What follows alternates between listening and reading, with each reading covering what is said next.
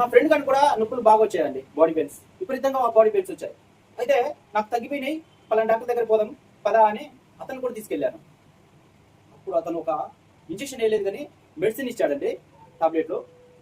ఆ టాబ్లెట్ నేను అతనికి ఇయ్యంగానే నేను చూసి గుర్తుపట్టేసిన. ఎలా చెప్పాలా, మైండ్లోకి ఎక్కేసింది. ఆ టాబ్లెట్ పేరు మీకు చెప్పాలా?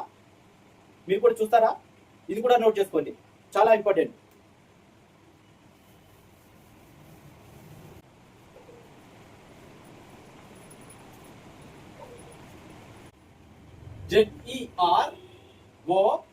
ZERODOL minus SP.